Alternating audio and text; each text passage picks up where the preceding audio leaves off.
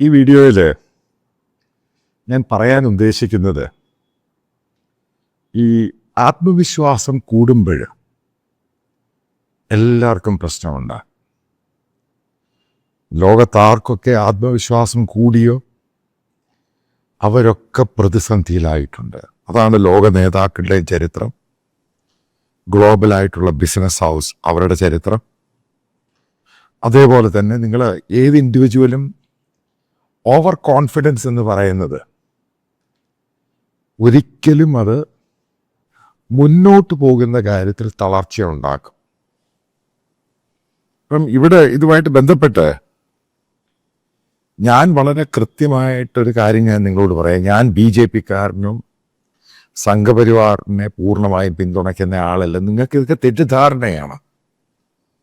പക്ഷെ മോദി ഗവൺമെന്റിനെ അവർ നടത്തിയ ഡെവലപ്മെന്റൽ ആക്ടിവിറ്റീസിനെ അതിനെ പിന്തുണയ്ക്കുന്ന ഒരാളാണ്. കാരണം ഇത്രയും നാളിൽ ഉണ്ടാകാത്ത രീതിയിലുള്ള വളർച്ചയാണ് ഇന്ത്യയിലെ എല്ലാ സെഗ്മെന്റിലും ഉണ്ടായത്. അതുകൊണ്ടാണ് മോദി ഗവൺമെന്റിനെ പിന്തുണച്ചത്. അതേപോലെ കറപ്ഷൻ കുറയ്ക്കാൻ വേണ്ടി ഗവൺമെന്റ് വലിയ രീതിയിലുള്ള സംഭാവന ചെയ്തു, പല മാറ്റങ്ങളും കൊണ്ടുവന്നു. അപ്പം നാഷണൽ സെക്യൂരിറ്റിയുടെ കാര്യം ചെയ്യാം. ഇത്രയും നാൾ വരെ നാഷണൽ സെക്യൂരിറ്റിയിൽ നമുക്ക് പല പാളിച്ചകൾ ഉണ്ടായിട്ടുണ്ട്. ഇപ്പം ഫാൽഗാം ഇഷ്യൂ എടുക്കുവാണെങ്കിൽ സെക്യൂരിറ്റി പാളിച്ചയോ, അതിൻ്റെ അകത്ത് ഇന്റലിജൻസിന്റെ പാളിച്ചയുണ്ട്. കാരണം പല കാര്യങ്ങളും നമ്മൾ മുൻകൂട്ടി കാണുന്നവർ പരാജയപ്പെട്ടു. അപ്പൊ പുൽവാമയും അത് തന്നെയാണ് ഗവൺമെന്റ് പറയുന്നത്. അപ്പൊ അതൊക്കെ തിരുത്തി മുന്നോട്ട് പോകണം. ഇത് വലിയ സെറ്റ് ബാക്ക് ഒന്നുമല്ല.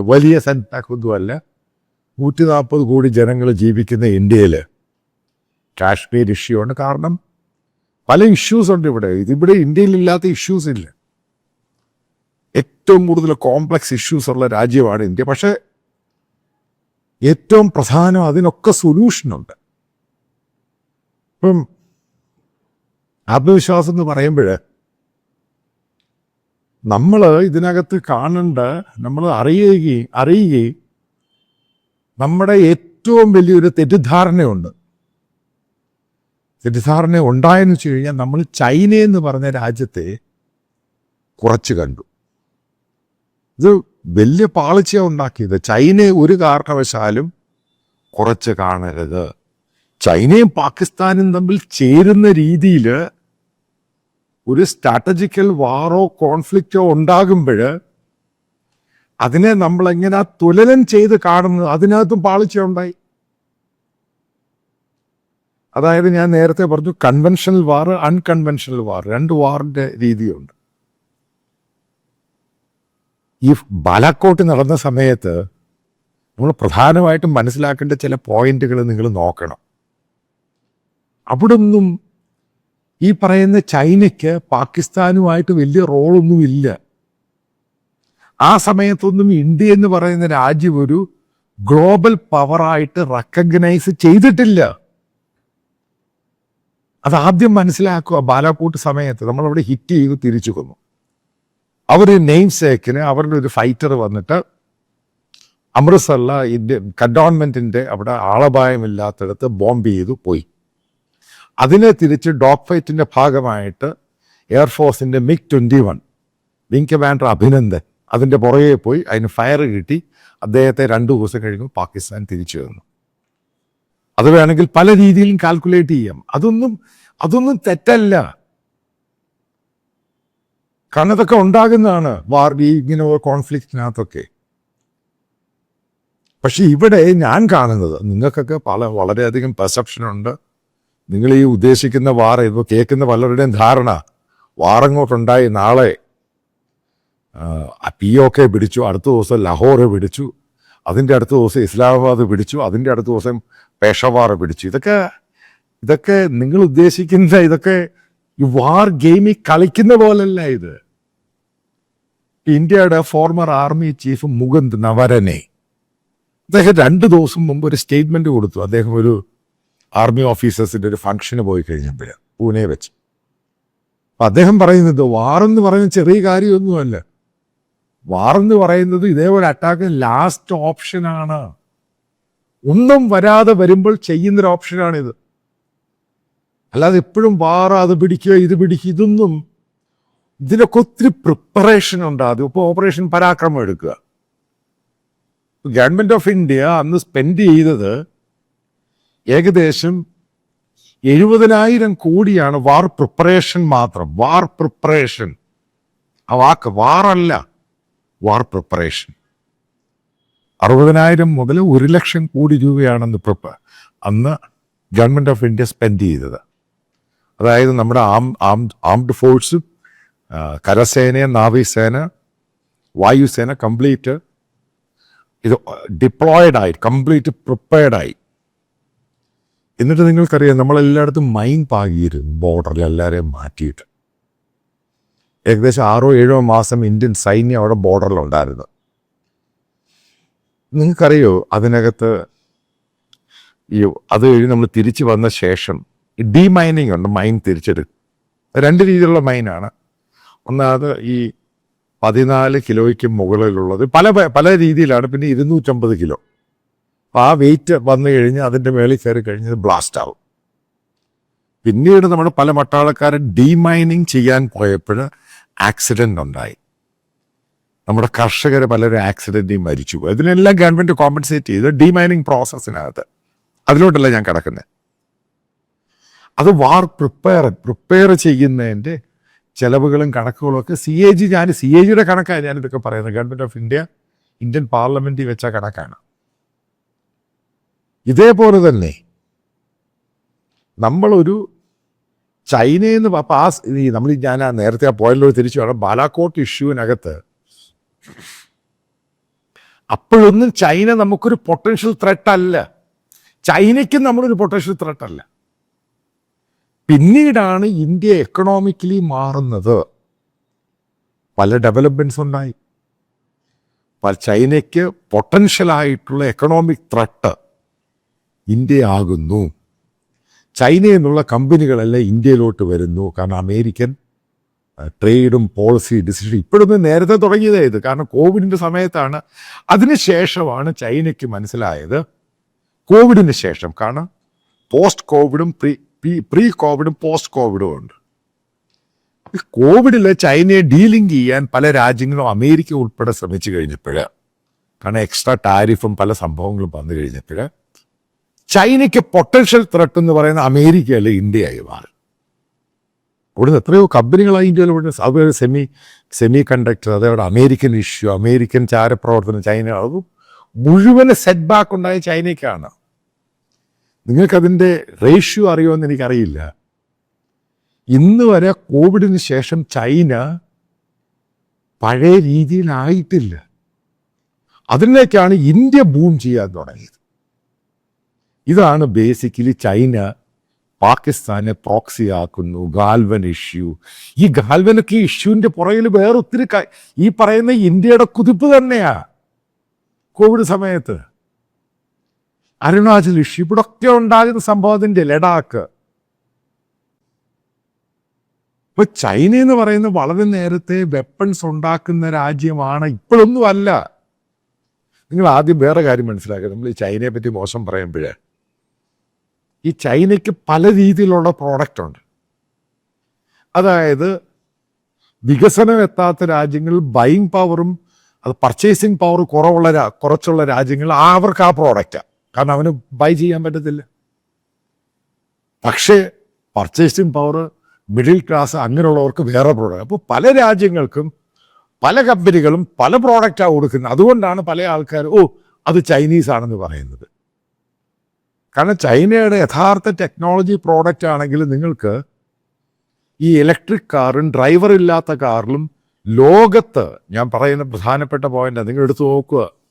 ടെക്നോളജി വൈസ് ഈ ലോകത്തെ ഏറ്റവും ഹൈ എൻഡ് ടെക്നോളജി കാർ ഉണ്ടാക്കുന്ന രാജ്യമാണ് ചൈന. ആർക്കെങ്കിലും സംശയമുണ്ടോ? അതിൻ്റെ പുറകിൽ അമേരിക്ക നിൽക്കുന്നില്ല, വരാൻ പറ്റുന്നില്ല, ജപ്പാനെ കൊണ്ട് പറ്റുന്നില്ല, ടെസ്ലയ്ക്ക് പറ്റുന്നില്ല. ഇതൊക്കെ നമ്മുടെ മുമ്പിൽ ബ്ലാക്ക് ആൻഡ് വൈറ്റ് ആണ് ഈ സംഭവം. അപ്പൊ ആ ഒരു രാജ്യത്തിൻ്റെ മിലിറ്ററി എക്യുപ്മെന്റ്സ് എന്ന് പറയുന്നത് ഏറ്റവും കൂടുതൽ വാങ്ങുന്ന രാജ്യം ഈ പറയുന്ന പാകിസ്ഥാൻ. അപ്പൊ ഈ ചൈനീസ് ആയുധങ്ങൾ എവിടെ എക്സ്പെരിമെന്റ് ചെയ്തിട്ടില്ല, ഇതൊന്ന് ട്രയൽ നോക്കിയിട്ടില്ല. ഈ പറയുന്ന പലതും അവരുടെ എയർക്രാഫ്റ്റ് ആണ്. ഇത് ട്രയൽ നോക്കണ്ടായോ? വാർസോണിനകത്ത് ട്രയൽ നോക്കുമ്പോഴാണ് ഇത് സക്സസ് റേറ്റ് കൂടുന്നോ കുറയുന്നോ എന്ന് നോക്കുന്നത്. പിന്നെ ഇന്ത്യ എന്ന് പറഞ്ഞാൽ അവർക്കൊരു പൊട്ടൻഷ്യൽ എനിമിയായി മാറുന്നു. നോക്കുക, ഡെഡ്ലി കോമ്പിനേഷനാണ് പാകിസ്ഥാൻ, ചൈന, ടർക്കി. ആ കോമ്പിനേഷനാണ് വർക്കൗട്ട് ചെയ്തത്. ഇതൊക്കെ തന്നെയല്ലയോ ഞാൻ പഴയ വീഡിയോ പറഞ്ഞു, നമ്മൾ പ്രിപ്പയർ ചെയ്യണം. നമ്മൾ 71 വാറും 2025 ഒരുമിച്ച് ഒരു കാരണവശാലും കാണരുത്. രണ്ടും വ്യത്യസ്തമാണ്. 71 2020 യാതൊരു അത് നമ്മൾ എവിടെയും കമ്പയർ ചെയ്യാൻ പറ്റത്തില്ല. ടെക്നോളജി ഹൈ എൻഡ് ആണ്. വെപ്പൺസ് മുഴുവനും മാറി. അതതിൻ്റെ പ്രത്യേകത. കംപ്ലീറ്റ് ആയിട്ട് വെപ്പൺസ് മാറി. ജാമറൊക്കെ വളരെ വളരെ സൊഫിസ്റ്റിക്കേറ്റഡ് ആണ്. ഇതൊക്കെ ഈ ഡിഫൻസ് വീക്ക്ലിയിലൊക്കെ വായിച്ചുള്ള അറിവ്. അപ്പൊ എത്രമാത്രമാണ് ഇപ്പൊ ഈ ബേസിക്കലി ഇന്ന് ചൈനീസ് എക്യുപ്മെന്റ്സിന്റെ മാർക്കറ്റ് നിങ്ങൾ കണ്ടോ? ഷെയർ മാർക്കറ്റിൽ ഗ്ലോബലായിട്ടുള്ളത്. അവരുടെ എല്ലാ സാധനത്തിൻ്റെ വില കൂടി, ഷെയറിൻ്റെ വില കൂടി. അതിനകത്ത് വാറ് ഇന്ത്യ പാകിസ്ഥാൻ സീസ് ഫയർ ചെയ്ത് കഴിഞ്ഞപ്പോൾ J17 അതുണ്ടാക്കുന്ന കമ്പനി ചെങ്കഡു എന്ന് പറയുന്ന കോർപ്പറേഷൻ അത് 9% പുറകെ പോയി. അതിഭയങ്കരമായിട്ട് കയറിയതാണ്. 55-60% മുമ്പിൽ നിന്ന്. നിങ്ങൾ മനസ്സിലാക്കേണ്ടത് ലോകത്ത് ഈ വെപ്പൺസിൻ്റെ ഒരു വലിയ മാർക്കറ്റുണ്ട്. അത് ചൈനയ്ക്ക് നമ്മളൊരു അവസരം കൊടുക്കരുത്. അതേപോലെ തന്നെ ഞാനൊരു കാര്യം പറയാം, അത് നിങ്ങൾക്ക് ഇഷ്ടപ്പെട്ടാലും ഇല്ലെങ്കിലും, ഈ പാകിസ്ഥാൻ ചൈന ഈ സ്ട്രാറ്റജിക് അലയൻസ് എന്ന് പറയുന്നത് ഇന്ത്യക്ക് പൊട്ടൻഷ്യലി വലിയ ഭീഷണിയാകാൻ പോവാണ്. ഇപ്പോഴൊന്നുമല്ല, ഈ കണ്ടൊന്നുമല്ല വരാൻ പോകുന്നത്. നമ്മൾ മനസ്സിലാക്കുക, അവർക്കൊരു ട്രയാങ്കുലറായിട്ടുള്ള ഒരു ഡെഡ്ലി കോമ്പിനേഷൻ കയറി വന്നു. ചൈനീസ് വെപ്പൺസ് 80% പാകിസ്ഥാൻ്റെ സാധനങ്ങൾ ചൈനീസ്. അതിനിടയ്ക്ക് ബാക്കി പഴയ അമേരിക്കനും പിന്നെ ടർക്കിഷ്. ഇപ്പൊ ടർക്കി എന്ന് പറയുന്ന സംഭവം അതാണ് ഈ കോമ്പിനേഷൻ എന്ന് പറയുന്നത്. പാകിസ്ഥാൻ ഇസ്ലാമിക രാജ്യം, നേരെ ചൈനയുടെ വലിയ സപ്പോർട്ട് ഇന്ത്യ അടിക്കാൻ, അപ്പുറത്ത് ഇസ്ലാമിക രാജ്യങ്ങളുടെ ഹെഡായിട്ടുള്ള എർദോഗാൻ തുർക്കി അവരെ സപ്പോർട്ട് ചെയ്യുന്നു. ഇത് ഞാൻ നേരത്തെ പറഞ്ഞു, നേരത്തെ പല ആവർത്തി പറഞ്ഞിട്ടുണ്ട്. ഈ കോമ്പിനേഷൻ നമ്മൾ കാണാതെ പോകരുത്. ഇതൊരു വലിയ ഇന്ത്യയുടെ ഗ്ലോബൽ സ്ട്രാറ്റജിക്കായിട്ട് നമ്മൾ എത്ര പഠിച്ചാലും മനസ്സിലാക്കാൻ ഇത് ഓരോന്നും നമ്മൾ മനസ്സിലാക്കുമ്പോൾ ഡീപ്പായിട്ട് ഇതിന് വലിയ പ്രത്യേകതകളുണ്ട്. അതാണ് ഞാൻ ഈ പറയുന്ന ബാലാക്കോട്ട് 71 അല്ല 2025 എന്ന് പറയുന്നത്. ഈ കോമ്പിനേഷൻ, അതായത് ഇന്ത്യക്കെതിരെയുള്ള ഈ കോമ്പിനേഷൻ ഡെഡ്ലി കോമ്പിനേഷനാണ്, ഹൈടെക് കോമ്പിനേഷനാണ് പാകിസ്ഥാൻ ഉണ്ടാക്കിയെടുത്തിരിക്കുന്നത്. അപ്പം അതിനകത്ത് ഞാൻ ബാക്കിയുള്ള കാര്യങ്ങളൊക്കെ ഓരോന്നും നിങ്ങൾക്ക് മനസ്സിലാകാൻ തുടങ്ങി. കുറച്ച് കഴിയട്ടെ. അവസാനം കൺക്ലൂഡ് ചെയ്യുമ്പോൾ ഒരു കാര്യം കൂടെ പറയാം. നിങ്ങൾക്ക് ഒരു സത്യത്തെയും നിഴല് കൊണ്ട് മറയ്ക്കാൻ പറ്റില്ല. ഇന്നല്ലെങ്കിൽ നാളെ ഓരോ സത്യങ്ങളും ഉറപ്പായിട്ടും പുറത്തു വരും. 100% പുറത്തു വരും. നിങ്ങൾക്ക് കള്ളങ്ങൾ അത്രമാത്രം പറയാം. അത് പറയാനൊരു കാലയളവേ ഉള്ളൂ, ഒരു സമയമേ ഉള്ളൂ. ഈ കള്ളങ്ങൾ ഓരോന്നായിട്ട് പൊളി. ഇവിടെ രാജ്യസ്നേഹിയായോണ്ടാന്ന് പറഞ്ഞത് പലതും നമ്മൾ ആൻറ്റിസിപ്പേറ്റ് ചെയ്ത് തെറ്റാണ്. ബാലാക്കോട്ടല്ല 2025, 71 അല്ല 2025. രണ്ട് രാജ്യങ്ങളൊക്കെ കംപ്ലീറ്റ് ആയിട്ട് മാറി. 3000 കിലോമീറ്റർ ഇന്ത്യയുടെ ബോർഡർ, അതേപോലെ ഇന്ത്യയുടെ സീസൈഡ്, അതായത് കടൽ മേഖല. നിങ്ങൾ ഉദ്ദേശിക്കുന്നുണ്ടോ ഇതൊക്കെ പ്രൊട്ടക്റ്റ് ചെയ്യുക എന്ന് പറയുന്നത്? വളരെ സിമ്പിളായിട്ട് നിങ്ങൾ ഉദ്ദേശിക്കുന്നതാണ് സംഭവം. ഇന്ത്യയിലെ നാഷണൽ മീഡിയ ഒക്കെ പറഞ്ഞു, ആദ്യം റിപ്പോർട്ട് ചെയ്ത് കറാച്ചി പോർട്ട് അടിച്ച് തകർത്തു.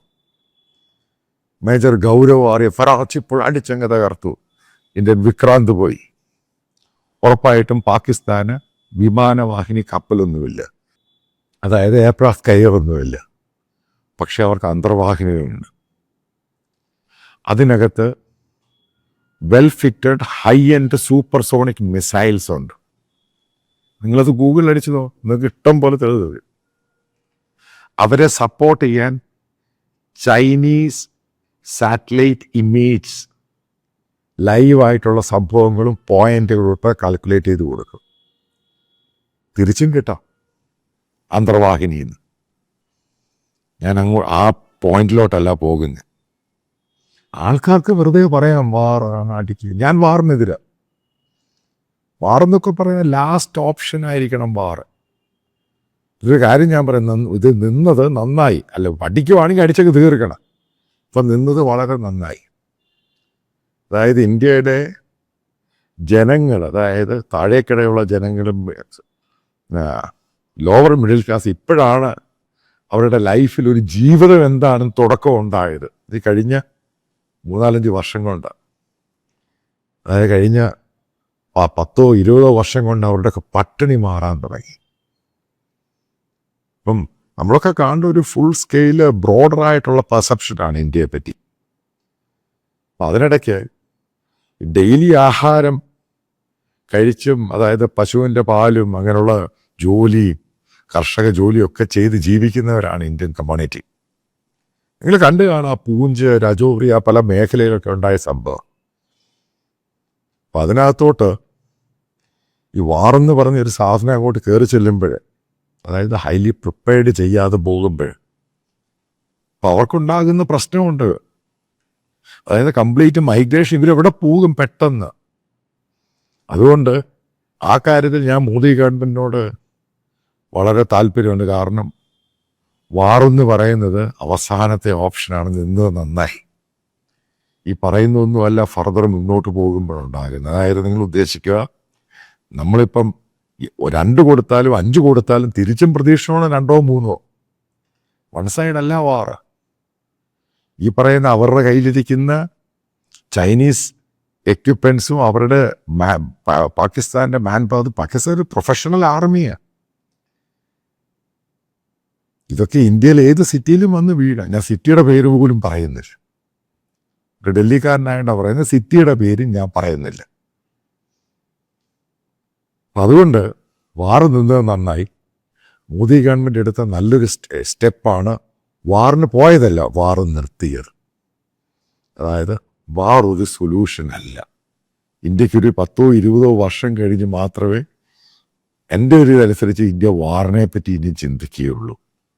കാരണം ഡിപ്ലോമാറ്റിക് സൊല്യൂഷനിൽ കൂടെ മറ്റുള്ള അൺകൺവെൻഷണൽ മെത്തേഡിൽ കൂടെ ആയിരിക്കണം പലതിനും ഉത്തരം കണ്ടുപിടിക്കേണ്ടത്.